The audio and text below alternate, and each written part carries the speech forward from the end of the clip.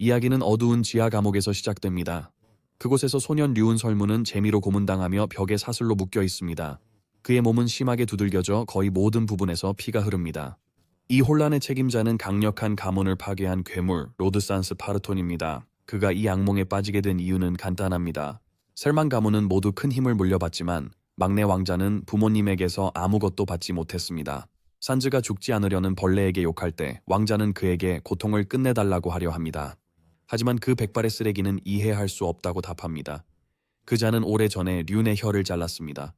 그 후 주인은 세르만 가문을 파괴한 지 3주년이 되던 날 장난에 질려서 던전을 떠납니다. 이제 홀로 남은 우리 왕자는 그날로부터 3년이 지났다는 것을 아직도 믿을 수 없습니다. 그의 가족은 인간을 위한 선봉을 형성하여 끊임없이 괴물이 나타나는 신비로운 장소인 어둠의 영역의 경계에 서 있었습니다. 그 명예로운 임무 덕에 세르만 가문은 대륙에서 5 귀족 가문 중 가장 강력한 가문이었어요. 하지만 어느 날 륜의 아버지와 형들이 흔적도 없이 사라졌습니다. 아무도 그들에게 무슨 일이 생겼는지 몰랐고 그 순간이 그들의 몰락의 시작이었어요. 산스 파르톤 경은 이를 그들을 무너뜨릴 절호의 기회로 봤습니다. 그는 혼란 속에서 가문을 파멸시키기 위해 가능한 모든 비열한 방법을 썼습니다. 그의 목표는 진정한 후손들만 받을 수 있는 특별한 축복, 설몬 가문의 용의 피였습니다. 그것이 그들을 강력하게 만들어 어린 시절에 7급 대마법사가 되고 15세의 검술 대가가 되게 한다면 전직 마왕 아칸의 저주는 그 축복을 무효화할 수 있습니다. 몇 세기마다 한 아이에게만 영향을 미치는데 불행히도 우리 아이가 저주를 받은 불운한 아이였어요. 그래서 그는 검을 사용하거나 마법을 배울 수 없었던 겁니다. 혼자 앉아 그는 파튼 가문이 그의 집을 그렇게 쉽게 파괴할 수 있도록 한 무력함에 대해 울고 있습니다. 설상가상으로 사이코 군주는 그의 삶을 불행하게 망친 후 그를 3년 동안 고문하고 실험했습니다. 그래도 그는 이제 너무 지쳐서 화낼 수 없습니다. 그는 죽음이 다가오는 걸 느끼며 마침내 평화롭게 쉴 수 있도록 조용히 눈을 감습니다. 하지만 세상은 그를 위한 다른 계획이 있나 봅니다. 소녀는 다시 깨어납니다. 익숙한 얼굴이 그를 어린 주인님이라 부르는 걸 보고 놀랍니다. 그는 하녀이자 보호자인 콜린이 앞에 서 있는 걸 보고 혼란에 빠집니다.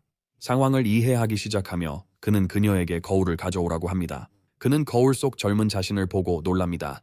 그녀에게 지금 몇 년도인지 묻습니다. 그녀가 연도를 말해주자 류는 자신이 12살로 돌아왔음을 깨닫고 충격을 받습니다.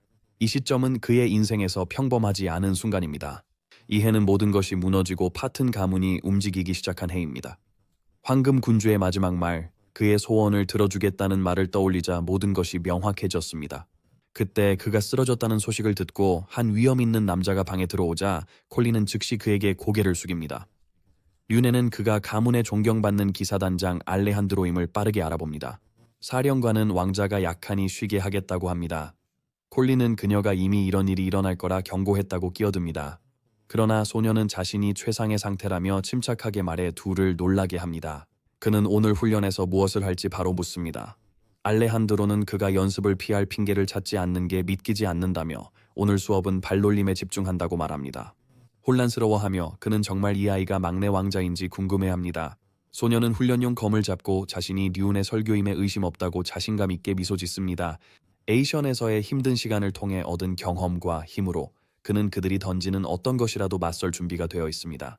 왜냐하면 이것이 모든 것을 바로잡고 창백한 파르탄 기생충과 결판을 짓는 그의 유일한 기회이기 때문입니다. 우리 영웅은 스탯을 확인하고 기술이 그리 나쁘지 않음을 보고 안도합니다. 그는 더블 S등급 저주도 발견합니다. 그때 알레한드로가 준비가 끝났다고 말하자 류는 상태 화면을 닫고 그와 나갑니다. 그들이 경기장에 도착하자 중앙에 사슬로 묶인 고블린이 미친 그렘린처럼 소리칩니다.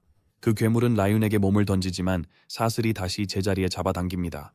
주변의 긴장감이 고조되고 콜린은 기사단장에게 이 미친 짓을 멈추라고 간청합니다. 젊은 주인의 상태가 그다지 좋지 않기 때문입니다. 륜에는 그녀가 이 일을 자신을 위해 하고 있다는 것을 이해합니다. 왜냐하면 어제 그는 괴물 근처에 서 있지도 못했기 때문입니다. 그는 이제 집중하며 드디어 이해했다고 스스로에게 말하고 무엇을 해야 할지 알게 됩니다. 시스템은 아르크의 저주가 다시 발동 중이라는 경고를 계속 깜빡입니다. 그에게는 괴물을 악몽의 근원으로 만드는 같은 저주입니다. 상태 화면을 보며 그는 그 저주가 실제로 무엇을 뜻하는지 이해합니다. 그는 깊게 숨을 들이쉬며 준비한다. 알레한드로는 그가 오늘 쉬어도 된다고 하지만 륜에는 아직 끝나려면 멀었다며 계속 나아간다. 고블린이 그가 움직이자 덤벼들고 그 휘두름이 방심하게 만듭니다. 그는 두려움에 뒤로 미끄러지다가 멈추도록 강요합니다. 그는 자신의 뇌를 꾸짖으며 그냥 냄새나는 고블린 하나일 뿐이라 두려워할 필요 없다고 말합니다. 그는 미소를 지으며 생각한다. 이 고블린은 80년대 주군이 느꼈던 압박감과 비교할 수 없다고. 그 존재만으로도 그는 아무것도 아닌 것처럼 얼어붙었다. 이 약한 작은 생명체는 준비 운동에도 못 미친다. 그는 칼을 높이 들고 고블린의 머리에 깨끗하고 만족스러운 소리를 내며 내리친다. 기사단장과 콜린은 둘 다 입을 벌린 채 얼어붙는다. 시스템은 그에게 저주를 뚫고 나가 힘을 약화시켰다고 다시 알려줍니다. 그는 손에 든 금이 간 검과 바닥에 겁에 질린 고블린을 바라봅니다. 다음 메시지가 나타나자 그는 괴물에 대한 두려움이 없다고 말합니다. 잠시 생각한 뒤 알레한드로에게 진짜 검을 가져오라고 합니다. 기사단장은 망설이고 콜린은 기절할 듯하다. 류네는 노인에게 자신감 있는 미소를 지으며 베테랑 기사도 얼굴을 붉힌다. 젊은 주인이 드디어 알파 남성으로 성장했음을 깨달은 것이다.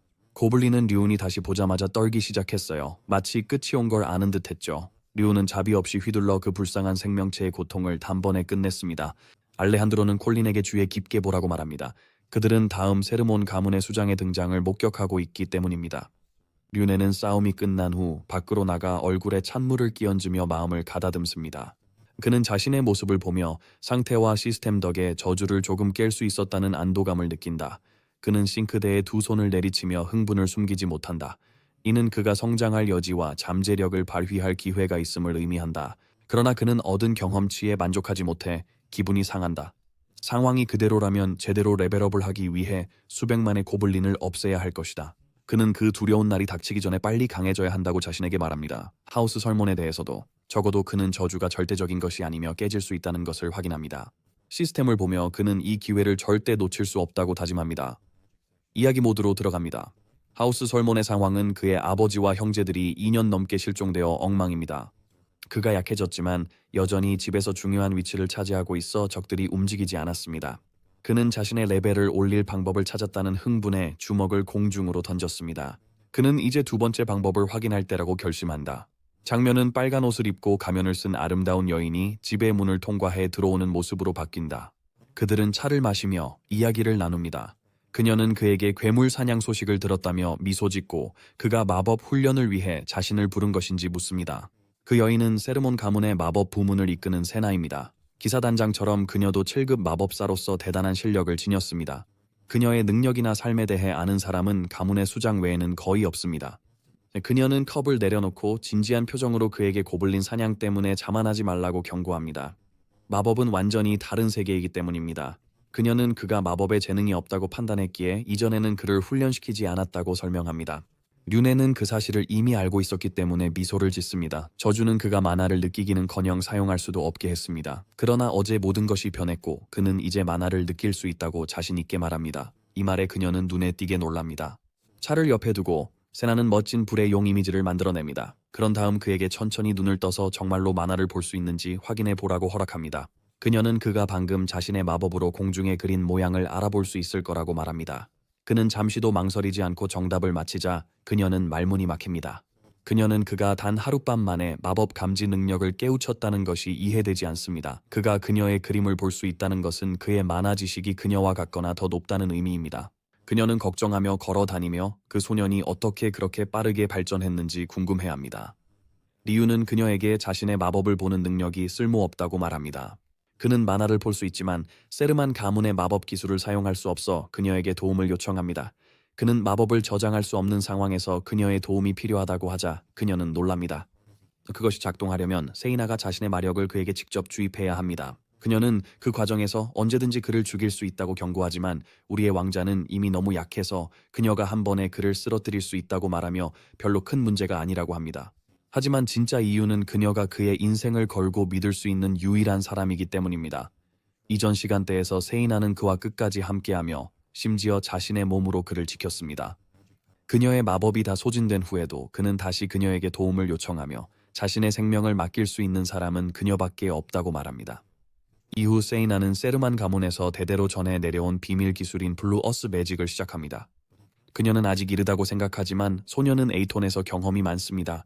그녀가 준비되면 그는 곧 고통의 세계에 들어가게 되니 최대한 집중하라고 합니다. 그녀는 시작되면 소리 지르거나 우는 건 소용없다고 경고합니다. 이 기술을 끝내는 유일한 방법은 그의 온몸의 모든 섬유로 멈추라고 생각하는 것입니다. 그녀가 고통에 대해 말하자 그는 산가 자신에게 했던 미친 짓들을 떠올린다. 그 후로는 그를 무섭게 할 것이 없다. 그는 차분하게 세나에게 모든 것을 믿고 있으니 이제 그만 망설이라고 합니다. 그녀는 마침내 자신의 마법력을 그에게 쏟아붓고 아르칸의 저주가 즉시 발동됩니다. 마나는 그의 몸에 들어오는 만큼 빠르게 빠져나간다. 그럼에도 그는 전문가처럼 다루며 짧은 시간 동안 에너지를 제어한다. 그것은 그의 안에 머문다. 저주는 마법이 폭발하도록 강요하지만 그는 그 폭발하는 힘을 한 곳에 집중시켜 저주를 피할 방법으로 삼습니다. 세이나는 자신이 쏟아붓는 에너지가 전혀 새어나가지 않는 것을 보고 믿을 수 없습니다.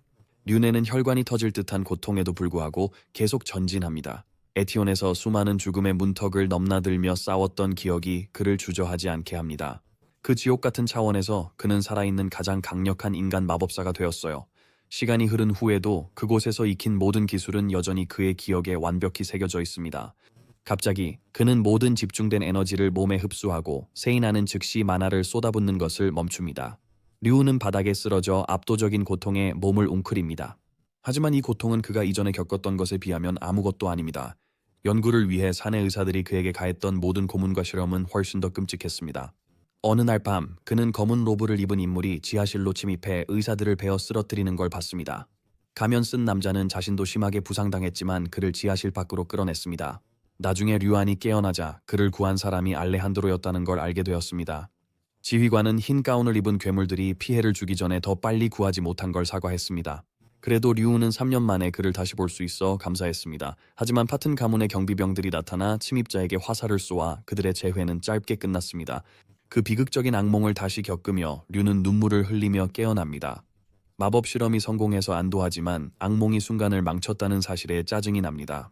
그는 마음을 다잡고 이제 얻은 이 새로운 힘을 사용하여 그런 결말이 다시는 반복되지 않도록 하기로 결심한다. 비록 지금은 훨씬 강해졌지만 파톤 가문이 너무 빨리 알아차리지 않도록 자신의 성장을 숨겨야 한다는 것을 알고 있다. 그들이 방해하지 않게 그는 조용히 새 계획을 세운다. 첫 단계는 파튼 가문이 파괴할 기회를 얻기 전에 셔먼 가문의 적들을 먼저 무너뜨리는 것이다.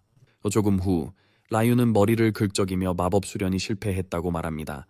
세나와 알레한드로는 그가 무슨 말인지 몰라 얼어붙습니다. 잠시 침묵 후 그는 그들이 자신을 위해 해준 것에도 불구하고 진실을 전부 말할 수 없다고 결심한다. 보통 그들에게 숨기지 않지만 상황 설명이 오히려 상황을 악화시킬 것이라 생각한다. 손을 풀며 그는 최선을 다했지만 지금은 만화를 전혀 느낄 수 없다고 말합니다. 그는 세이나에게 원하는 만큼 확인하라고 합니다. 그녀는 제안을 수락하고 앞으로 갔습니다. 주저없이 마법사는 마력 탐지 주문을 사용하며 그의 손을 잡고 그녀의 만화가 흐르기 시작했습니다. 그녀는 결과가 불가능하다고 충격에 빠졌습니다. 그는 침착하게 미소 지으며 그녀의 손을 뗀다. 그녀는 그의 몸에서 만화 흔적이 없다고 확인한다. 그녀의 목소리는 떨리며 전날 그에게서 만화가 흐르는 걸 확실히 느꼈다고 말한다. 우울하고 좌절한 세이나는 눈물을 닦으며 자리를 떠나고 류우는 그녀를 부릅니다. 문이 닫히자 알레한드로는 그에게 아직 밤 훈련에 집중해야 한다고 상기시킵니다. 우리의 영웅은 긴장된 미소로 그것도 못한다고 주장합니다. 그는 마지막 훈련 후 제대로 못 먹었다고 어설픈 핑계를 대고 콜린도 그 말을 확인합니다.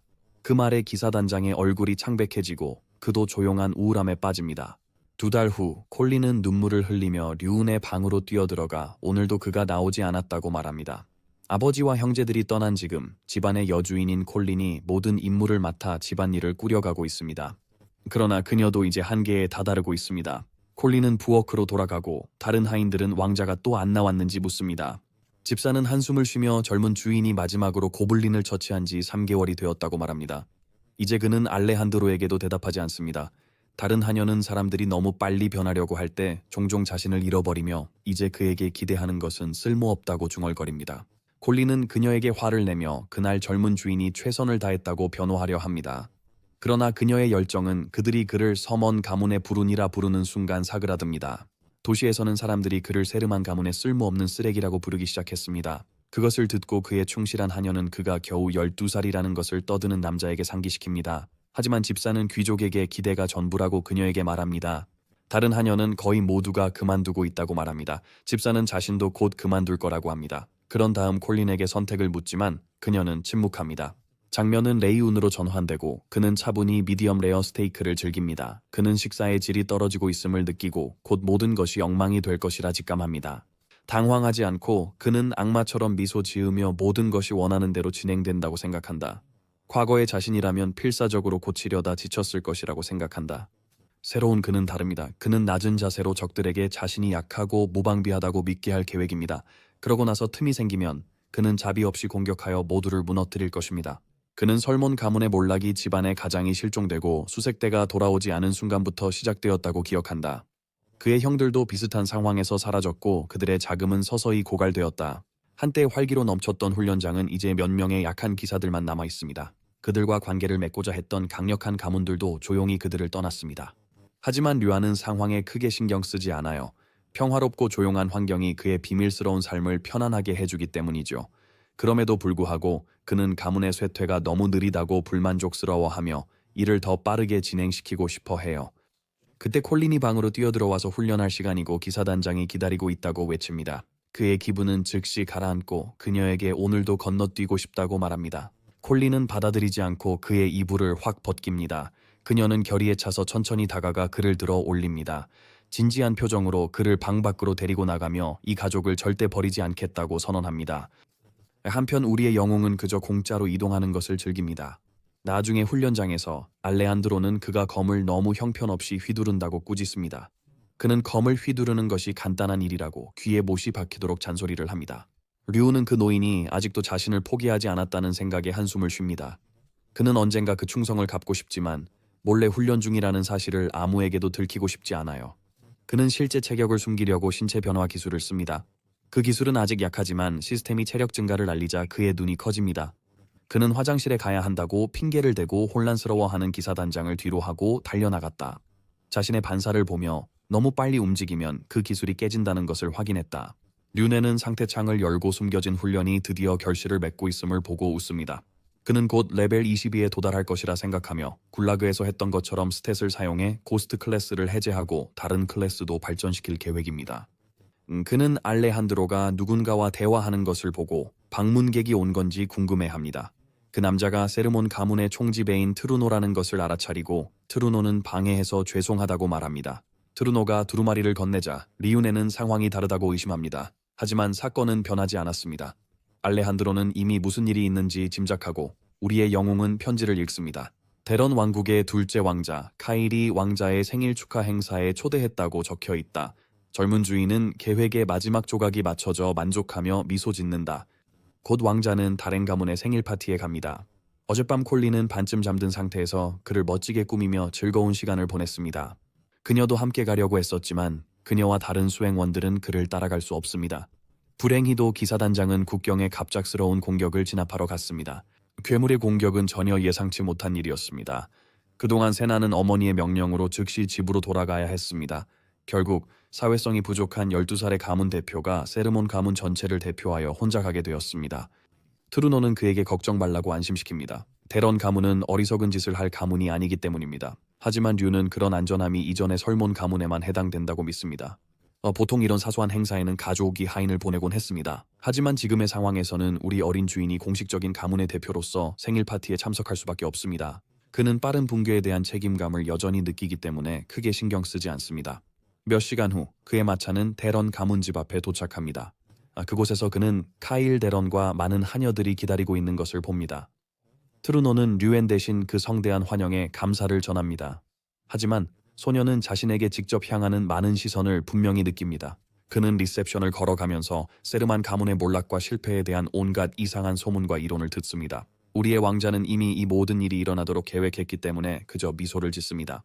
그는 귀족들에게 품위 없이 약한 인사를 건네며 스스로를 더 깊이 파고든다. 그 대담한 행동은 주변 모든 사람들을 실망 속에 얼굴을 감싸게 만든다. 나중에 식당에서 수행원 중 한 명은 젊은 왕자가 닷새 동안 방을 나서지 않았다는 사실에 놀랍니다. 파티 일주일 전에 오는 이유는 관계를 쌓기 위함입니다. 하지만 호위팀의 대장은 그에게 기대를 낮추라고 합니다. 그는 리셉션에서 류안이 보여준 큰 실수를 언급합니다. 그 소년이 방에 틀어박혀 있다는 게 믿기지 않습니다. 밖에 부유한 사람들의 음식이 정말 맛있을 테니까요. 남자가 원하는 모든 것이 있습니다. 귀족 아가씨들도 포함해서요. 그때 한 남자가 들어와서 대장에게 젊은 주인이 결국 연회에 참석할 것이니 사람들을 모으라고 알립니다. 두 사람은 함께 축하하며 좋은 것을 놓치지 않아 안도합니다. 그 남자는 그들에게 적절한 보고서를 준비하라고 하며 왕자의 실수는 숨기라고 합니다. 리우는 조용히 방에서 훈련하며 완벽한 때를 기다렸습니다. 그는 연회를 이용해 호위병들을 매수해 보고서를 바꾸게 했지만 진짜 계획은 다른 곳에 있습니다. 결국 연회 날은 그의 골칫덩어리가 데렌 가문에 도착하는 날입니다. 로드 샌스가 들어서는 순간 시끄럽던 모든 여성들이 조용해집니다. 주변 사람들은 모두 그와 눈을 마주치지 않으려 합니다. 트루노도 그의 시선을 피하려 하지만 산즈는 망설임 없이 그에게 걸어갑니다. 트루노는 선택의 여지가 없어 그를 직접 만나 뵙게 되어 큰 영광이라고 아첨하기 시작합니다. 하지만 산즈는 말을 아끼지 않습니다. 그는 강력한 류운 설교가도 파티에 도착했다는 소식을 들었으며 그를 만나고 싶다고 공개적으로 말합니다. 트루노는 모르는 척하지만 산즈는 주저없이 설명합니다. 그는 세르만 가문의 큰 실수에 대해 말하며 그 실수가 그들을 파멸로 이끌 것이라고 합니다. 트루노는 충격을 받았습니다. 그는 산즈가 가족 중 가장 재능 있는 마법사로서 많은 압박을 받고 있다는 걸 알지만 그가 다렌 가문의 권한 아래 있는 그들의 영역에서 설교가의 수장을 험담할 줄은 예상 못했습니다. 그러나 산즈는 빠르게 태세를 전환하며 그 소문이 거짓이라고 말합니다. 사실 그는 위대한 설교가의 이름을 더럽히는 어리석은 소문을 불식시키기 위해 왔다고 주장합니다. 하지만 트루노는 전혀 믿지 않아요. 대륙에서 가장 더러운 인간에게서 나온 말이기 때문이죠. 산은 7살 때부터 술을 마셨고 심지어 신하 중 한 명을 죽였다고 해요. 그 순간 소년이 호위와 함께 등장합니다. 산스는 흥분하고 트루노는 젊은 주인이 왜 나왔는지 궁금해하며 거의 발작할 지경입니다. 최악의 순간에 류운의 아우라는 너무나도 빛나서 모두가 그에 대한 의견을 다시 생각하게 만듭니다. 지금 그를 보니 그들이 이전에 가졌던 모든 가정을 거의 재고하게 됩니다. 하지만 산즈는 가족의 명성 때문에 소년이 그를 즉시 압도하는 것에 질투를 느낍니다. 그는 산즈에게 다가가 넷째 왕자 라르스로부터 그의 이야기를 많이 들었다고 말합니다. 그 말을 듣고 산즈는 자신도 그에 대해 많이 들었다며 뻐깁니다. 그러나 그가 말하기 전에 왕자는 차분하게 그가 정말 친절하다고 합니다. 산즈가 아카데미에서 얼마나 유명했는지 언급하며 그의 인기로 몇 달 만에 학교를 그만두었다고 말합니다. 류는 그가 저지른 엉망을 드러내고 능숙하게 상황을 반전시킵니다. 그는 산즈가 괴롭힘당하던 가난한 아이를 구하고 뻔뻔한 인간 쓰레기에게 괴롭힘당하던 여학생을 도왔다고 말합니다. 산는 속으로 화가 났지만 우리 소녀는 아직 마지막 일격을 하지 않았습니다. 그가 무심코 무릎을 언급하자 트루노가 상황을 진정시키려 끼어듭니다. 그는 산즈가 라스에게 다친 무릎에 약을 가져다 주었다고 가장합니다. 그런 다음 상황이 폭발하기 전에 재빨리 왕자를 끌고 갑니다. 그 사이에 우리 소녀는 만족합니다. 하얀 머리 녀석을 몰아붙인 후 산즈는 그의 대담하고 조롱 섞인 모욕을 전쟁 선언으로 받아들인다. 하지만 그 남자에게 분노를 심어주는 것은 성장 계획의 2번째 단계에 불과하다. 그의 방으로 돌아온 산즈는 침착함을 잃고 바닥에 화분을 깨뜨립니다. 그의 분노는 폭발하여 우리의 영웅에 대한 모욕을 계속 외칩니다. 대화를 되돌아보며 그는 라스가 자신이 아카데미를 떠난 게 아니라 퇴학당한 걸 알아챘다는 걸 깨닫는다. 머리를 감싸주며 그 사건을 숨기려 했던 모든 노력이 쓸모없게 되었다고 낮게 욕설을 내뱉는다. 그는 무릎에 대한 이야기를 떠올리며 그 특정 사건의 진실은 절대 드러나서는 안 된다고 스스로에게 말합니다. 숨을 가쁘게 몰아쉬며 자신감 있는 표정을 유지하려 애쓰던 장면이 회상됩니다. 라이트닝 매직이 라스를 감싸고 춤추며 라스는 귀족에게 이번에 큰 실수를 했다고 말합니다. 산스는 변명하며 그 소녀가 그의 파트너인 줄 몰랐고 그냥 평민에게 인사하려 했다고 말합니다. 레이윤의 형은 차갑게 있으며 그에게 아카데미의 모든 사람은 학생임을 상기시킵니다. 그는 그에게 지금 당장 무릎을 꿇으라고 명령합니다. 라스는 그에게 진심으로 사과하지 않으면 파르톤 가문 전체가 무너질 것이며 그를 직접 처리할 것이라고 경고합니다. 산즈는 완전히 굴욕감을 느끼며 무릎을 꿇고 라스는 번개를 그에게 겨눈 채로 있다. 현실로 돌아오자 산즈는 또 한 번 좌절의 비명을 지르며 자신의 계획을 계속해야 한다고 스스로에게 말한다. 그는 무슨 일이 있어도 라르스의 동생을 침묵시키겠다고 맹세한다. 잠시 후 그는 스스로를 진정시키고 결국 라이운에게 복수할 것이라고 자신을 안심시킨다. 문 두드리는 소리가 그의 생각을 끊고 그는 들어오라고 한다. 한 인물이 방으로 들어오자 샌즈는 예상치 못한 방문에 재미있다는 듯 눈썹을 치켜 올린다. 그 사람은 트루노 힐타였습니다. 시간이 지나 왕자의 파티가 끝난 후 우리의 영웅은 마차를 타고 집으로 돌아갑니다. 그는 행사에서 목표를 모두 달성하고 귀족들에게 잘 보였다고 회상합니다. 그는 샌즈를 화나게 했고 샌즈가 빠르게 넘어갔다는 것에 더 기뻐합니다. 트루노는 그에게 연회에서 잘 공연했고 설교에 대한 희망이 여전히 있다고 느끼게 해주었다고 말합니다. 하우스류는 그가 의미 있는 관계를 전혀 구축하지 않았고 파튼 가문과의 관계를 악화시켰다고 즉시 지적합니다. 총괄 매니저는 서둘러 자신을 정정하며 그가 산스에 맞서 했던 연설이 정말 절정이었다고 말합니다. 우리 영웅이 웃으며 마차 중앙 버튼을 누릅니다. 트루노는 혼란스러워하며 무슨 일인지 묻습니다. 그 남자는 긴장하며 젊은 주인에게 왜 방금 마법을 작동시켰냐고 묻습니다. 류는 그를 비난하며 진정으로 희망이 있었다면 가문을 배신하지 않았을 거라고 말합니다. 트루노는 땀을 흘리며 젊은 주인이 무슨 뜻인지 더듬거리며 묻습니다. 소녀는 그의 죄가 용서받을 수 없지만 집을 위해 한 일이기에 넘어가기로 했다고 말합니다. 총지배인은 눈을 내리깔고 조용히 어떻게 류은이 알았는지 묻습니다. 영웅은 그에게 지금 선택할 기회가 있으며 과거처럼 스스로 판단할 수 있다고 말합니다. 마차가 빠르게 달리는 동안 류은은 숨겨왔던 비밀 계획을 그에게 말한다. 그 아이디어는 매니저를 놀라게 해서 그는 믿을 수 없다는 듯 소년을 바라보며 어떻게 그런 아이가 이런 생각을 했는지 궁금해한다. 매니저는 얼굴을 손에 묻고 눈물을 터뜨리며 지금 당장 큰 소리로 자랑스럽게 외치고 싶다고 말합니다. 류는 그 남자의 선택에 만족한 듯 보이며 그들이 이미 수도를 벗어났다고 그에게 말합니다. 트루노는 그를 다시 보며 이 아이가 앞으로 무슨 일이 있을지 알면서도 어떻게 이렇게 침착한지 궁금해한다. 그는 젊은 주인의 얼굴에 있는 것이 미소가 아니라 날카롭고 살기 어린 의도임을 깨닫는다. 그 순간 마차가 멈추고 옆에서 말을 타던 기사가 마부에게 계속 가라고 합니다. 그는 마부가 죽어있는 것을 보고 얼굴로 날아오는 화살을 간신히 피합니다. 또 기사 중 한 명이 매복이라고 외치며 모두에게 마차를 보호하라고 명령합니다. 그는 공격자들이 독이 묻은 마법 화살을 쏘고 있다고 경고하고 마법사들은 즉시 보호막을 펼칩니다. 기사 대장은 화살을 쳐내며 비겁한 자들에게 모습을 드러내라고 요구합니다. 다른 기사는 뭔가 이상하다는 것을 감지하고 대장에게 소리칩니다. 그 남자는 동료라도 수레에 너무 가까이 가지 말라고 경고합니다. 기사는 수레가 비어있다고 말하고 모두 혼란에 빠집니다.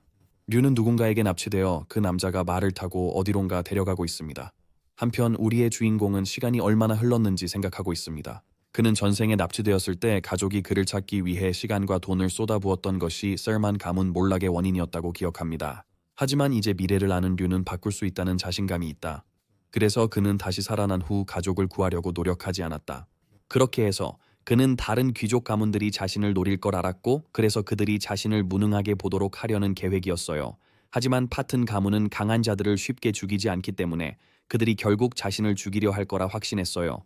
다행히도 파르톤 가문의 아들인 산스 파르톤이 그의 함정에 빠진 것 같군요. 이는 그가 수도로 돌아가는 여정 중에 확실히 어떤 행동을 취할 것임을 의미합니다. 그래서 소녀는 계획을 세웠어요. 그를 납치하려는 파튼 가문의 트루노와 함께 말이죠. 트루노의 말 뒤에 누워있는 동안 류네는 그에게 계획대로 행동하라고 명령하며 그러면 분명히 그를 용서해 줄 거라고 했어요.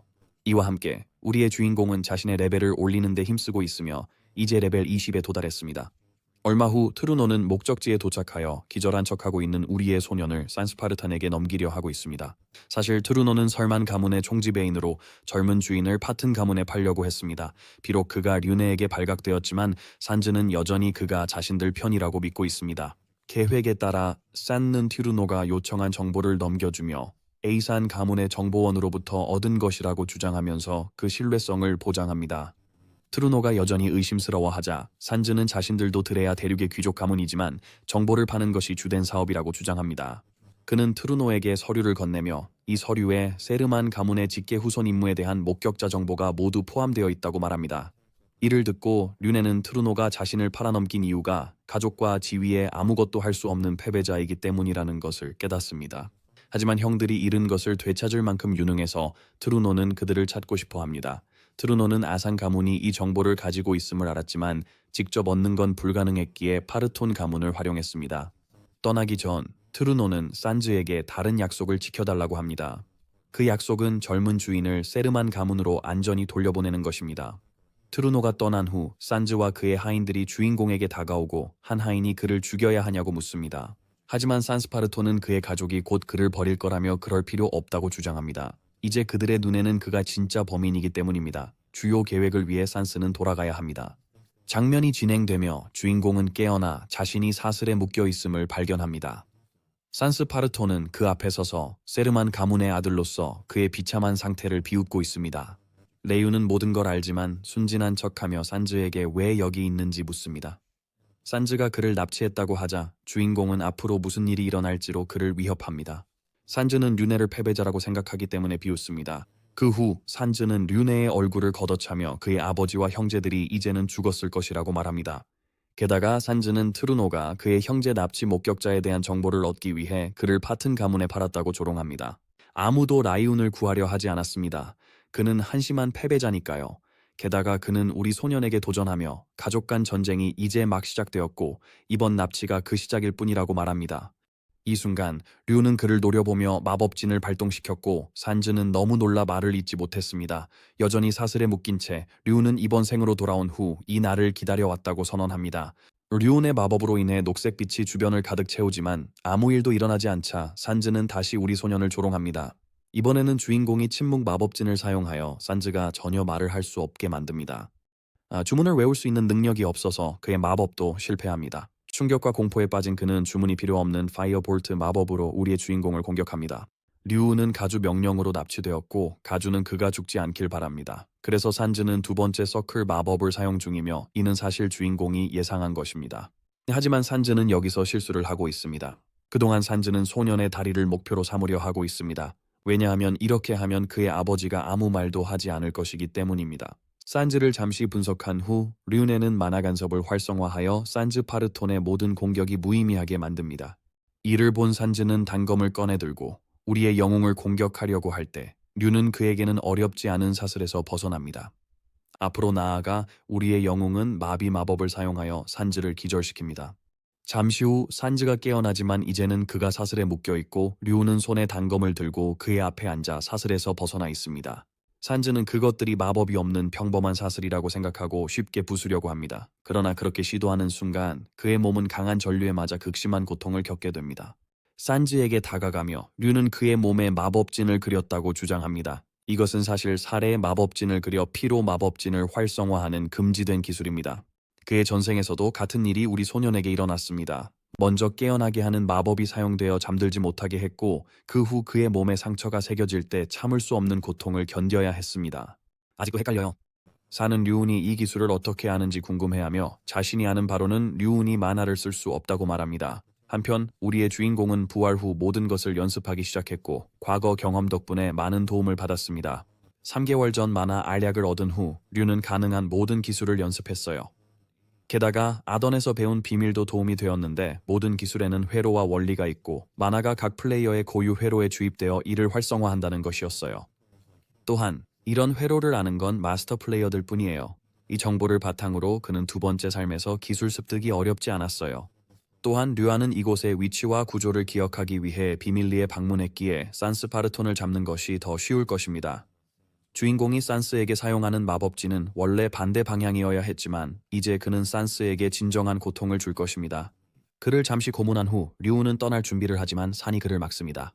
돌아서서 우리 영웅은 산즈의 가족이 일주일 후에 도착하기 전에 도망칠 수 있다고 말합니다. 산즈는 이 사실을 어떻게 아는지에 놀랐고 류는 산즈가 하인들에게 일주일 후에 돌아오라고 명령하는 것을 들었다고 답합니다.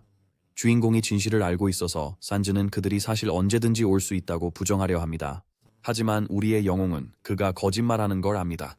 만약 부하들이 언제든지 올 수 있었다면 산즈는 진실을 말하기보다는 류운을 머물게 해서 죽이려 했을 겁니다. 산즈가 우리 소년에게 자신을 믿으라고 설득하려 하지만 류는 이미 현실을 알고 있어서 그 자리를 떠나며 내일 다시 오겠다고 말합니다. 이제 그는 일주일 후에 올 파튼 가족의 도착을 준비합니다. 7일이 지나고 부하들은 산즈와 류이 있는 장소 앞에 서 있습니다. 리더는 이 기간 동안 산즈와 연락한 사람이 있는지 묻고 그중 한 명이 젊은 주인과는 연락하지 않았지만 일주일 내내 이곳의 모든 통로를 관찰했다고 대답합니다. 지도자는 설교의 아이를 바로 데려오라는 명령을 받고 건물에 들어갑니다. 다른 사람들이 함께 가려 했지만 그는 그들이 남아있기를 권합니다. 계단을 내려가던 중 그 남자는 뭔가 이상한 것을 느끼지만 마법진 위에 발을 디디자마자 공격을 받습니다. 방어막을 세워 자신을 방어하지만 이제 그는 젊은 주인에게 무슨 일이 생겼다고 확신합니다. 여러 곳에 흩어진 다양한 마법진 함정을 보며 그는 누가 설치했는지 궁금합니다. 두 겹의 방어막을 만들어 빠르게 산즈에게 도달하고 책임자를 찾기 위해 방에 들어가 보니 산즈가 사슬에 묶여 있고 상처에서 흐른 피가 바닥을 덮고 있는 것을 발견합니다. 사슬을 끊으며 그 남자는 이 일을 꾸민 자의 이름을 묻지만 산즈는 너무 약해져 말할 수 없습니다. 반대편에는 우리의 영웅도 밧줄에 묶인 채 구석에 앉아 있습니다. 산즈가 치유 물약을 요청했지만 그 남자는 탈출이 우선이라고 주장합니다. 그는 아직 배우가 누구인지 모르고 이 지역에는 함정이 많기 때문입니다. 그 남자는 산즈의 상태를 만든 자가 왜 류안을 데려가지 않았는지 궁금해하며 다른 의도가 있을 거라 생각합니다. 이때 산즈의 파트론이 드디어 말을 할 수 있게 되어 류안 설몬이 그에게 이런 일을 저질렀다고 말합니다. 한편 우리의 주인공은 구석에서 의식을 잃은 척하고 있습니다. 그 남자가 우리의 주인공에게 마법을 사용하려고 할 때 진짜 류안이 뒤에서 나타나 자신이 환영 마법을 미끼로 사용했음을 드러냅니다. 즉시 류안은 그 남자를 공격하며 자신과 맞서보라고 도전합니다. 그들 사이에 전투가 벌어지고 양쪽은 서로 공격을 주고받습니다. 얼마 후 파튼 가문의 남자가 소년에게 강한 주먹을 날려 그의 입에서 피가 튀어나오며 땅에 쓰러집니다. 이제 소년이 바닥에 누워있을 때 그 남자는 그를 죽일 순 없지만 산즈에게 했던 것처럼 고문할 수 있다고 말합니다. 뜻밖의 산즈가 단검을 잡아 그 남자의 목에 꽂습니다. 사실 류운이 혼을 전이하는 기술을 사용하여 산즈의 몸에 들어간 것입니다. 게다가 혼을 전이하는 사람은 자신의 몸도 제어할 수 있습니다. 우리 영웅은 이것을 그의 비장의 카드라고 합니다. 그 후 그 남자는 죽고 영웅은 치유 물약을 꺼내 자신에게 붓습니다. 앞으로 나아가며 그는 파튼 가문의 고위 마법사를 죽였다고 축하합니다. 그때 시스템이 소년에게 퀘스트 완료로 레벨이 15로 올랐다고 알립니다. 그는 레벨 상승 이유를 이해하려고 하지만 지금은 륜이 다른 일을 먼저 처리해야 함을 알고 있습니다. 다음으로 그는 대마법사의 시신을 다른 방으로 옮겨 나무 침대에 눕힙니다. 뭔가 계획이 있는 듯합니다. 회로가 영혼에 연결되어 있어 산스의 몸에서도 마나를 쓸 수 있다는 뜻입니다. 마나를 제거함으로써 주인공은 암살자의 숨겨진 직업 요구 사항을 충족하기 위해 레벨을 낮추고 있습니다. 그림자류는 이 계획을 마침내 성공시켰지만 남은 레벨로 2번의 시도가 더 가능합니다. 이 2번의 기회 중 소녀는 2번째 시도에서 성공합니다. 계획은 여기까지였지만 대마법사를 물리친 후 류안은 고스트라는 숨겨진 직업을 얻기 위해 3번째 승급을 결심합니다. 이 직업은 에이디온이 강력한 존재가 되도록 도와준 고레벨 직업이며 주인공은 자신도 그것을 얻을 수 있다고 확신합니다. 그러나 이 직업의 요구사항은 영혼의 크기이지만 레이온은 그 위험을 감수할 준비가 되어 있습니다. 시간을 낭비하지 않고 그는 3번째 승급을 시작합니다. 많은 고난을 겪고 자신의 영혼을 바친 끝에 마침내 성공합니다. 시스템이 그의 3번째 진급을 알리려는 순간 주인공은 극도로 불안해집니다. 다행히도 그는 여기서도 성공을 거두고 팬텀 레벨 유령 직업 보유자가 됩니다. 팬텀 레벨 직업은 주인공이 전에 본 적이 없는 것이지만 그는 그것이 일반 유령 직업과 비슷할 것이라고 추측합니다. 류운이 이제 이 계획에 성공했으니 그는 원래 목표에 집중합니다. 대마법사를 죽이는 것도 계획의 일부였는데 이는 유령 직업 동안 그의 힘이 더 강해질 것이기 때문입니다. 앞으로 나아가며 주인공은 리치 창조를 활성화합니다. 이 과정은 보통 레벨 70 강령술사가 필요하지만 7서클 마법사도 가능합니다. 리치 생성 시도가 실패하자 시스템은 대신 특별한 언데드 생성을 활성화합니다. 잠시 후 리운 앞에 인간형 생명체가 나타납니다. 언데드 생성 후 시스템은 소년에게 이름을 묻습니다. 생성 중 갑작스런 폭발이 일어나 부하들이 경계합니다. 얼마 후 우리의 영웅은 여전히 센즈의 몸으로 륜의 몸을 어깨에 메고 건물을 나섭니다. 밖으로 나오자 그는 대마법사가 그들을 배신했고 이 모든 일을 일으켰다고 설명합니다. 그는 아크메이지를 유물로 묶었지만 결속이 깨지기 전에 모두에게 서두르라고 합니다. 한편 그는 륜네를 가족에게 돌려보내려 합니다. 말을 타고 그는 다른 사람들에게 대마법사를 제압하라고 지시하며 자신이 도움을 보낼 때까지 기다리라고 합니다. 성공하면 보상을 약속합니다. 우리의 주인공이 떠나면서 이것이 그들이 젊은 주인을 마지막으로 보는 순간이 됩니다. 파르톤 가문의 저택으로 돌아와서 하인들이 파르톤 가문의 7서클 마법사인 페리스에게 상황을 보고합니다. 하인이 대마법사를 찾지 못했다고 말하자 페리스는 다른 누가 알고 있는지 묻습니다. 그 남자가 자신이 유일한 사람임을 확인하자 페리스는 그의 처형을 명령합니다. 그 이유는 산스의 실종에 대해 걱정하고 있지만 파르톤 가문이 서먼 가문의 아이 납치에 연루되었다는 소문이 퍼지면 그 결과가 심각할 것이기 때문입니다. 그때 밖에서 소란이 들립니다. 서먼 가문의 누군가가 와서 하인을 죽이고 있습니다. 페리스는 나가라고 외치지만 그 남자는 젊은 주인 륜네의 상황을 알기 전까지는 떠나지 않겠다고 합니다. 최근 건물에서 발생한 폭발, 륜네의 일주일간 실종, 그리고 파튼 가문의 캠프는 모두 어린 주인의 납치에 그들이 연루되었음을 시사합니다. 의심을 피하려고 페리스는 모른다고 주장하며 그들 젊은 주인 산스도 실종되었다고 말하고 두 젊은이를 함께 찾아보자고 제안합니다. 방문자는 그의 말을 믿지 않고 조용히 하라는 말을 듣습니다. 트루노도 그 자리에 있으며 상황이 진정되기를 조용히 기도합니다. 앞에 있는 여성 세이나는 침묵을 명령하며 그를 배신자라고 부릅니다. 하지만 륜네가 대신 말해줘서 그는 목숨을 건졌어요.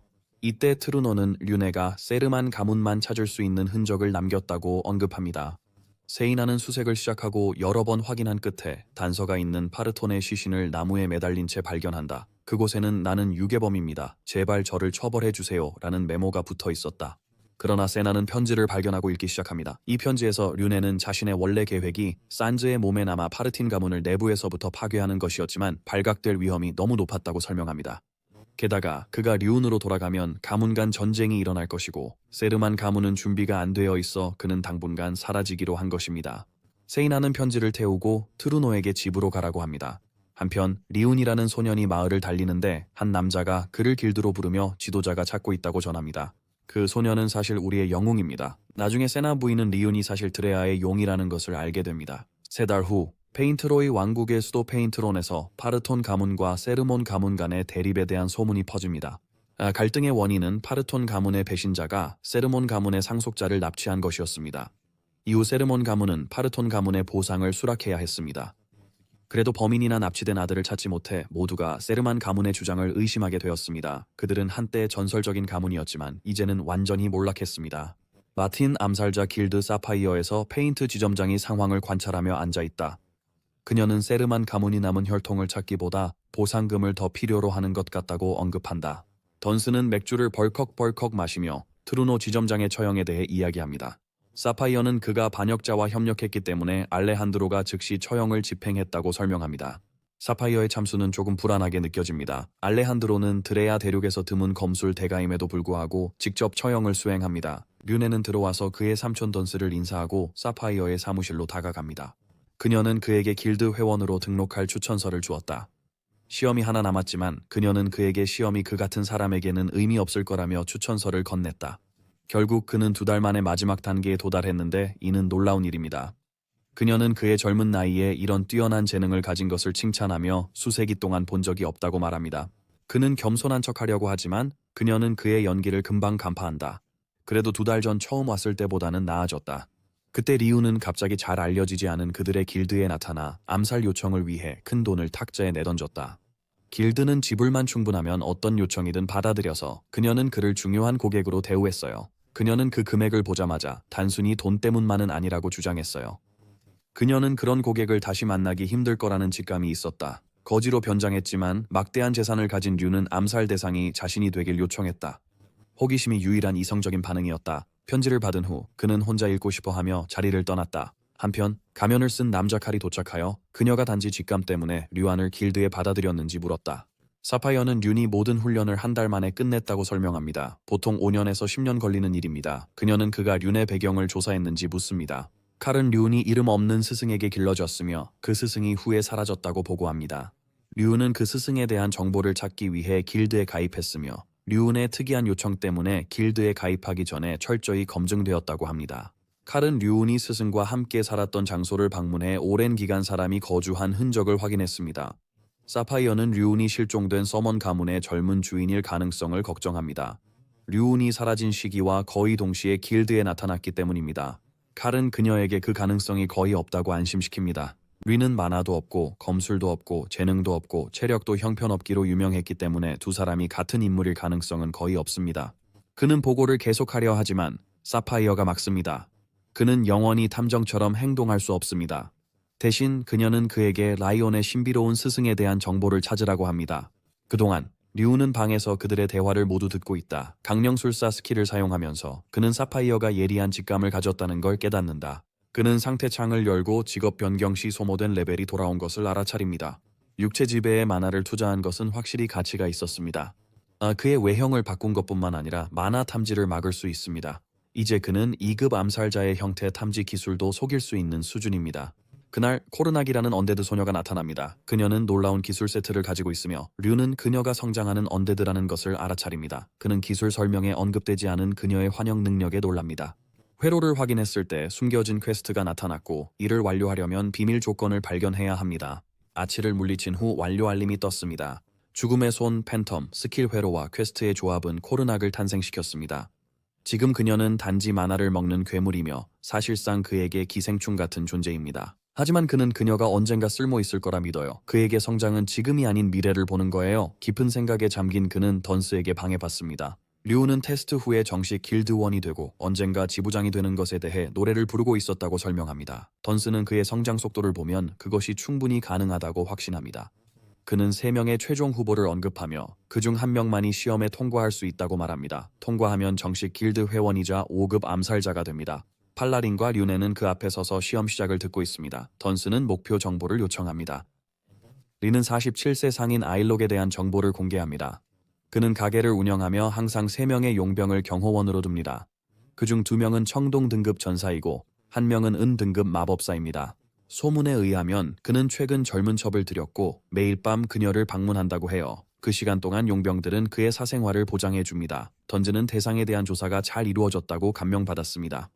그뿐만 아니라 리는 경비원을 피하는 방법도 찾아냈습니다. 던즈가 걱정하는 유일한 것은 대상이 실제로 첩의 방으로 갈 것인지에 대한 보장입니다. 리는 그것을 고려하지 않았고 던즈는 바로 이것이 마통이 항상 상세한 정보를 수집하는 이유라고 설명합니다. 그런 다음 그는 류운에게 그가 얻은 정보를 물어봅니다. 류는 정말로 그것을 밝혀야 하는지 의문을 제기하며 다른 2 참가자를 놀라게 합니다. 설령 그들이 임무를 완수하기 위해 협력하더라도 그들은 함께 정식 길드 멤버가 되지는 않을 것입니다. 1명만 시험에 합격할 것입니다. 그래서 그는 정보를 공유하기 싫어합니다. 2 참가자는 너무 빨리 말했다는 걸 깨닫고 짜증을 냅니다. 결국 그들은 그냥 동료일 뿐입니다. 류는 훈련 중 그런 걸 배우지 않았다며 동료도 아니라고 부정합니다. 던스는 류의 반응이 맞는 사고방식이라며 시험에 집중하라고 합니다. 필요할 때 다른 사람을 버리거나 이용하는 것이 암살자의 본성입니다. 그는 다른 2 사람에게 할 말이 있는지 물었고 그들은 동시에 없다고 부인했습니다. 던스는 암살 테스트의 시작을 알리고 모두 달려나갑니다. 그는 과거에 류안 자신이 암살 대상이 되었던 때를 떠올립니다. 시간 제한은 3일이었고 장소는 페인트온이었습니다. 특별 조건은 그를 마르통 페인트온 지점에서 특별 등급 훈련생으로 등록해야 한다는 것이었습니다. 암살자들은 10분 안에 알륜을 찾을 수 있을 것이라고 웃었습니다. 결국 실패했어요. 그들은 3일 내내 그를 못 찾았어요. 간접적으로 류운의 속임수와 함정을 칭찬했어요. 3일이 끝난 후 류는 사파이어로부터 약속대로 훈련을 받았습니다. 류는 정식 암살자가 되는 것이 쉽지 않다고 생각합니다. 이번 시험의 목표는 최고 난이도로 설정되었고 그는 역사적인 무언가의 시작점에 있을지도 모릅니다. 한편 팔라는 경보, 마법 및 기계장치를 성공적으로 우회하여 용병들을 피했습니다. 그러나 그는 더 많은 용병이 있을 줄은 몰랐습니다. 리는 자신을 숨기고 일이 잘 풀려 팔라에게 감사를 표합니다. 그의 행동으로 목표물은 여러 암살 시도의 대상이 되었고 그가 숨은 곳은 본처의 침실입니다. 아내는 그가 첩을 두고 암살자들을 끌어들였다고 화가 나 있습니다. 그는 자신이 암살자들을 데려온 것이 아니며 방에는 안전장치가 완비되어 있다고 주장합니다. 알리는 지붕에서 대화를 엿듣고 정면 돌파를 시도하기 위해 주변의 평범한 병사 5명을 쓰러뜨리기로 결심합니다. 한편 알록의 아내는 칼로 그를 위협합니다. 그녀는 그의 외도와 가족의 돈을 가져간 것에 배신감을 느낍니다. 그는 사업 자금이 부족했다고 설명하려 하지만 그녀는 그 돈을 첩에게 줄 선물을 사는 데 썼다는 것을 알고 있습니다. 망설임 없이 그녀는 그의 심장을 찌르고 자신이 저지른 일을 깨닫고 눈물을 터뜨립니다. 리는 목표물이 아내의 손에 죽는 것을 지켜보며 자신의 임무가 성공인지 실패인지 혼란스러워합니다. 그녀는 문득 류운을 떠올리며 그를 전혀 보지 못했다는 걸 깨닫습니다. 그녀는 목표물이 아내에 의해 살해되었다고 보고하며 실패를 알리러 돌아갑니다. 그녀는 알륜이 이미 돌아온 것을 보고 놀라며 그가 처음부터 저택에 갔는지 궁금해합니다. 파우라도 무사히 돌아옵니다. 그는 용병들이 싸우기 시작했을 때 탈출했습니다. 던스는 의뢰가 실패하지 않았다고 발표하며 이는 류안이 성공했기 때문이라고 말합니다. 2 참가자는 던스가 류안이 아내를 조종하여 그의 기술로 남편을 죽이게 했다는 설명에 놀라서 있습니다. 그때 던스가 설명을 요구하자 류는 짜증난 얼굴로 설명합니다. 그는 해결책이 목표와 본처 사이에 있으며 목표의 내부 문제를 이용했다고 말합니다. 이는 참가자들이 지점장이 그에게 목표에 대한 특별한 정보를 줬을지도 모른다고 생각하게 만듭니다. 그러나 류는 그가 꽤 유명한 상인이기 때문에 그에 대한 정보를 수집하는 것이 어렵지 않았다고 말합니다. 그리고 린의 정보에 따르면 아일록은 주류 유통업자였으며 새로운 정보를 들였다고 합니다. 2 참가자가 정보를 수집하느라 바쁜 동안 린륜에는 이미 조사를 완료하고 미리 준비해둔 계획에 따라 행동하기 시작했습니다. 폴라는 그가 목표가 누구인지 알기도 전에 어떻게 조사를 끝낼 수 있었는지 궁금해합니다. 르는 목표만 조사한 것이 아니었다고 밝힙니다. 도시에서 나쁜 소문이나 암살 위험이 있는 사람은 이미 그가 조사했어요. 그는 소문을 아는 도시 상인들과 가까워지기 시작했어요. 그는 2달 안에 훈련을 마쳤기 때문에 각 가능한 목표에 대한 암살 준비를 할 수 있었습니다. 목표가 누구든지 간에 모든 것을 미리 준비해 두었습니다. 작은 시험을 위해 책을 복습하는 것과 같았어요. 그래서 조사 중에 누군가가 그의 첫 아내 켈리와 아일록에 깊은 원한을 품고 있음을 알게 되었어요. 그녀의 남편에게 계속 학대받는 동안 그는 그녀와 접촉했습니다. 그리고 그녀에게 암살 길드를 비밀리에 의뢰하는 법을 가르쳤습니다. 그 사람은 아내를 무시하고 첩들을 데려오면서 아내의 집안 돈으로 사업을 계속했습니다. 켈리는 그를 죽일 정도로 증오했습니다. 그녀는 그가 죽기를 바라지 않았습니다. 그래서 그는 그녀에게 용병을 더 고용하고 보안을 강화하면 남편이 겁을 먹고 안전할 것이라고 했습니다. 마지막 순간에 그가 아내의 침실로 뛰어갔을 때 리윤에는 이미 그녀에게 암살 소동을 정부와 그녀의 애인이 꾸민 음모로 꾸미라고 제안했고, 그러면 그가 정신을 차리고 그녀에게 돌아올 것이라고 했습니다. 켈리는 술에 취해 계획을 받아들였어요. 그리고 그 시점까지만 진행되었다면 모든 것이 그녀의 바람대로 되었을 거라고 인정해요. 하지만 암살 계획 직전에 그는 그녀에게 추가 정보를 줬어요. 그녀의 남편은 사업 자금이라며 그녀의 가족에게서 가져간 돈을 이미 다 써버렸어요. 시험은 미리 계획되었고 그는 그것을 유리하게 돌렸어요. 던스는 한 여성이 남편을 찔러 죽인 것에 여전히 혼란스러워합니다. 류는 전달된 술이 인명피해가 발생할 경우 위험할 수 있기 때문에 자신이 연금술로 만든 포션과 섞여 있었다고 설명합니다. 그래서 그는 용병들이 마신 물에도 약을 섞었습니다. 그것은 적절한 시점에 작동했어요. 그 약물은 잠시 판단을 흐리게 하고 쉽게 화를 내게 했어요.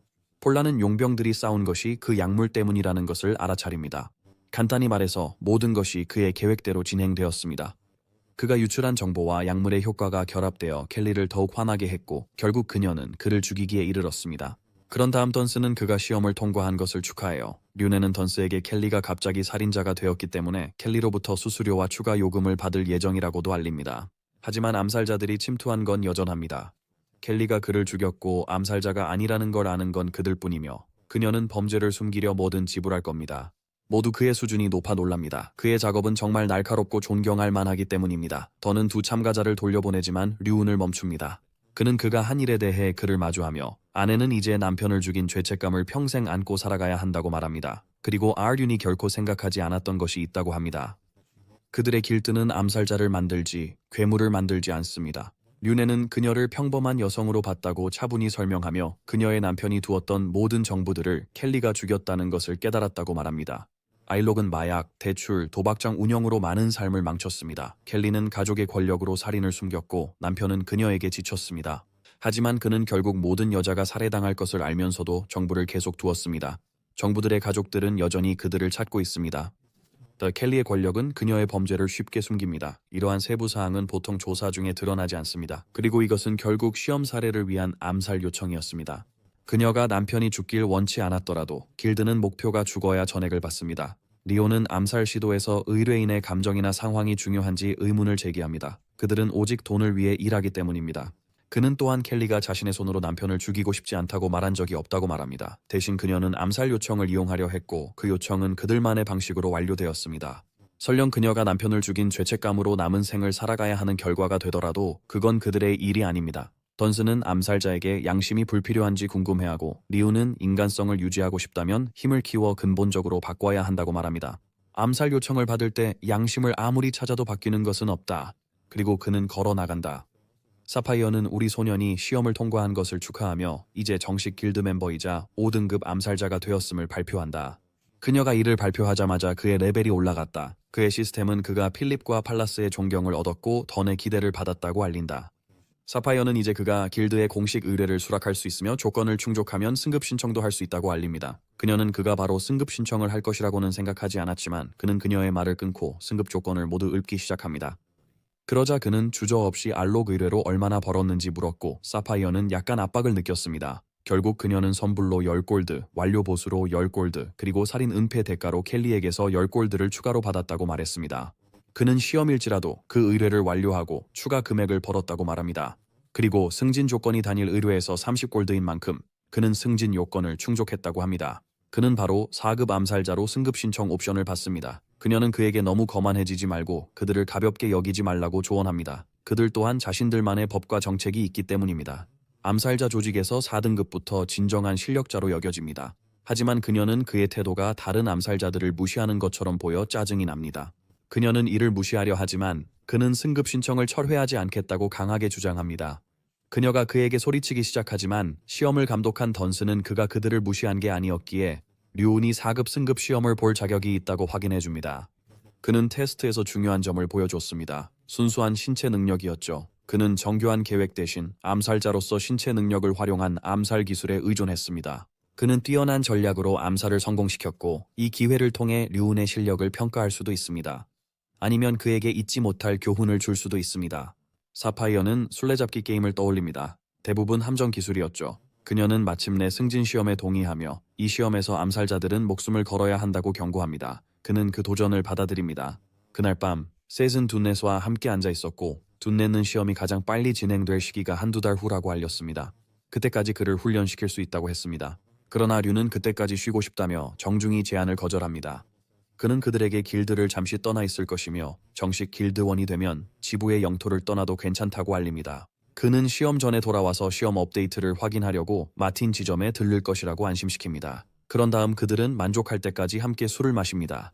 류는 4등급 암살자가 되면 요청이 끊임없이 들어오기 때문에 자유시간이 없을 것이라는 것을 알고 있습니다. 목표가 지부장인 만큼 낮잠 잘 시간조차 없을 것으로 예상되어 그 일이 일어나기 전에 떠나야 합니다. 그는 죽음의 땅 다크존에 도착합니다. 그 사이에 한 귀족이 그의 기사들과 함께 출발하고 소년을 보고 즉시 그가 누구인지 묻습니다. 류는 다리를 다쳐 더 이상 걸을 수 없다고 말하며 일어섭니다. 그는 귀족에게 마을까지 태워달라고 하며 그렇지 않으면 죽을 것이라고 합니다. 귀족은 거만하게 행동하며 바쁘지 않았다면 그를 죽였을 것이라고 합니다. 그러나 류는 그가 전혀 급하지 않다는 것을 분명히 알아차립니다. 류는 마차에 태워달라고 애원하고 케넬이라는 귀족은 마차 안에서 아이를 태우라는 지시를 받습니다. 케닐은 거절하고 대신 그를 말에 태웁니다. 말을 타고 가는 동안 케닐은 그에게 질문하고 소녀는 자신을 소개합니다.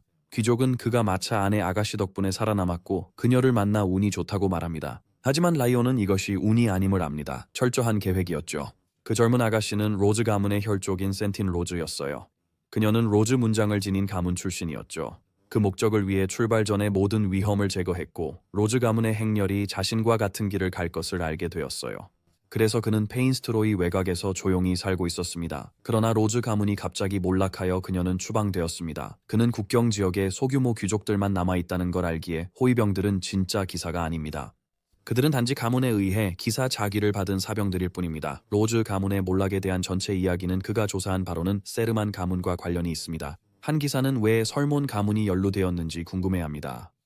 다른 기사는 교활한 가문이 비밀 거래 증거를 숨기려 로즈 가문의 수장을 암살했다고 말합니다. 라온은 이 말을 듣고 충격을 받습니다. 잠시 후 그들은 잠깐 멈춥니다. 오늘 라온이 알게 된 것은 로즈 가문의 몰락이었고 이는 세르만 가문과 파튼 가문 간의 최근 갈등에서 비롯된 것이었습니다.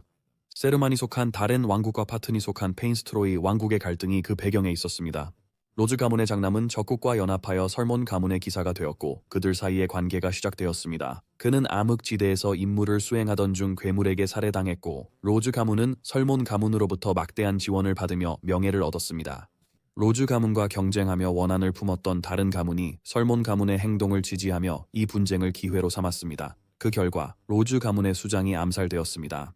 로즈 가문이 비밀리에 설몬을 위해 일해왔고 설몬이 증거를 숨기기 위해 가문의 수장을 죽였다는 소문이 퍼졌습니다. 그러나 로즈 가문은 사실 파튼에 의해 살해되었다고 주장했습니다. 그러나 당시 파튼은 세력을 확장하고 있었기 때문에 그것은 중요하지 않았습니다. 이제 가문의 수장을 잃고 권력이 붕괴된 로즈 가문은 다렌으로 추방되고 있습니다. 진실을 아는 사람들은 센톤 로즈를 버리지 않은 로즈 가문 사람들 뿐입니다.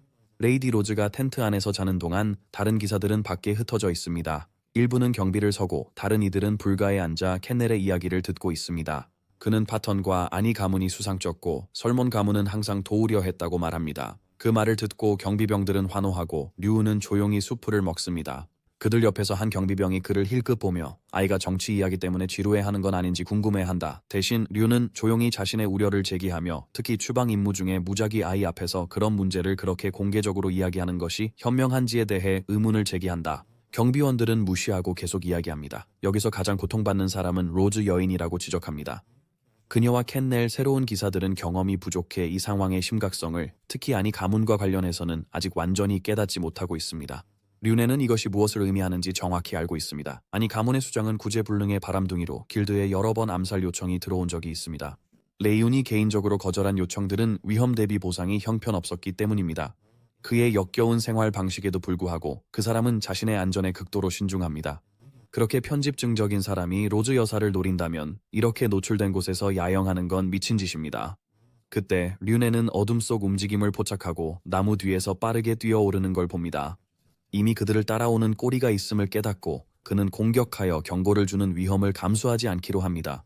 대신 그는 그림자 속으로 사라져 추적자를 늦추기 위해 함정을 파기 시작합니다. 그가 캠프로 돌아오자 경비원들은 그를 보고 혼란스러워하며 왜 흑투성이인지 궁금해합니다. 그들은 그가 추격자를 잠시 막을 함정을 이미 준비해 놓았다는 것을 전혀 모릅니다.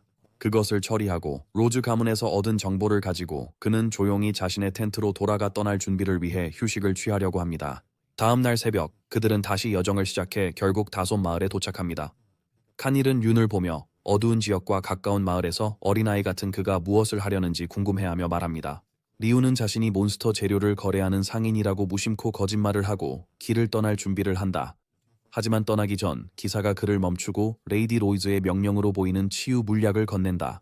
류아는 당황했지만 받아들이고 카라반은 떠나 포션과 함께 그를 홀로 남겼습니다. 그는 바로 그것을 마셨고 곧 기수들이 그를 지나 질주했습니다. 류아는 즉시 그들을 추격자로 알아챕니다. 용병들, 검객들, 마법사들, 그리고 그들을 이끄는 사람은 아니 가문의 둘째 아들 구르타 아니입니다. 그들은 그를 한 번도 보지 않고 질주해 지나간다. 류는 설치한 함정에도 불구하고 그들이 빨리 따라잡았다는 사실에 놀란다. 그러던 중 다른 무언가가 그의 주의를 끈다. 무략병, 가까이서 보니 비싸 보인다. 당연히 그는 레이디 로즈가 왜 그런 것을 자신에게 주었는지 궁금해진다. 그녀는 마치 도망자처럼 살고 있고 그녀의 가족은 거의 승리할 가능성이 없기 때문이다. 류는 결국 가루다가 그녀를 잡을 것이라는 것을 알고 있습니다. 원래는 그의 일이 아니었어야 했습니다. 하지만 이제 그가 그들의 비싼 포션을 가져갔기 때문에 그는 그들에게 뭔가를 되갚아야 한다는 느낌을 떨칠 수 없습니다. 그는 조용히 한숨을 내쉬며 마법진을 열고 힘껏 코르낙을 소환합니다. 그는 그녀에게 첫 임무를 부여합니다. 로즈 가문이 조용히 이동하는 동안 케넬은 갑자기 무언가를 듣고 즉시 경계 태세에 들어갑니다. 그는 모두에게 속도를 높이라고 하고 여자는 뒤로 물러나라고 손짓합니다. 다른 사람들은 갑작스러운 명령에 당황하지만 케넬이 많아 사용자들이 쫓고 있다고 하자 지시에 따릅니다. 국경이 다가오면서 그는 추격자들이 따라잡을 경우 2명의 선봉이 여성을 붙잡아 가능한 한 빨리 안전한 곳으로 데려가라는 백업 계획을 세웁니다. 케니얼은 주도권을 잡고 추격자들을 향해 돌진하며 시간을 벌 준비를 합니다. 비록 아니 가문의 기사들이 자신의 수준을 훨씬 뛰어넘는다는 것을 알고 있지만 말입니다. 한편 아니 가문의 기병대는 산길에 도착하여 그들 앞에 단 한 명의 기사만 서 있는 것을 보고 놀랍니다. 동시에 케넬은 그들 앞에서 말을 멈추고 돌아가라고 경고하지만 가루타 아니가 후드를 벗자 그가 누구를 막으려 했는지를 기억하며 충격을 받습니다. 그의 동료들은 정체를 드러내는 것이 무모하다고 생각하지만 가루다는 개의치 않습니다. 그들의 임무는 세인트인을 제외한 모든 사람을 죽이는 것입니다. 망설임 없이 그는 국경을 넘기 전에 소녀를 데려오라고 부하들에게 명령합니다. 용병들이 돌진하자 케닐은 그들을 막으려 하지만 마법사의 공격에 맞아 땅에 쓰러집니다. 심하게 다친 케닐은 몸을 추스르려고 애쓰지만 놀랍게도 가루다는 자신의 기사도 데려옵니다. 더 놀라운 것은 가루다가 돈으로 유혹한 로즈 기사단 전 대장 시소 칸일입니다. 시소는 시간을 낭비하지 않고 케닐과 부딪히며 몇 번의 휘두름으로 그의 손에서 칼을 떨어뜨립니다. 끊임없이 그는 케닐에게 로즈 가문을 버리고 새 주인을 섬기라고 설득하지만 케닐은 죽음을 무릅쓰고 거절합니다. 이를 들은 가루다는 그를 끝내라는 신호를 보냅니다. 시소가 마지막 일격을 가하려는 순간 무언가가 그의 등을 강타합니다. 그것은 구출을 위해 온 코르낙의 녹색 불꽃으로 드러납니다. 그녀는 멈추지 않고 폭발을 여러 번 이어가며 시소를 즉시 죽였지만 가루다는 그의 마법사 덕분에 간신히 방어받았습니다. 한편 국경 근처에서 로즈 가문의 기마 파티는 혼란에 빠졌습니다. 마차가 완전히 파괴되고 2명의 기사만이 레이디 로즈를 전력을 다해 방어하는 상황에서 2명의 애니 용병이 그들이 쉽게 압도당한 것을 비웃습니다. 상황이 절박해지자 로즈 부인은 마차에서 내립니다.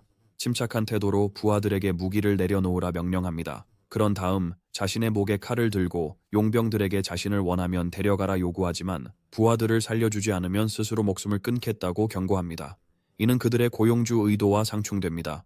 하지만 그녀가 놀란 이유는 용병이 비웃으며 그녀가 다렌에게 닿지 않으면 귀족도 아니고 가치도 없다고 말했기 때문이에요.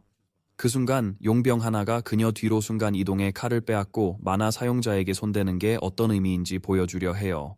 이를 본 로즈 가문의 기사는 방역을 시도하지만 행동하기도 전에 륜이 번개처럼 나타나 용병의 얼굴에 강력한 발차기를 날립니다.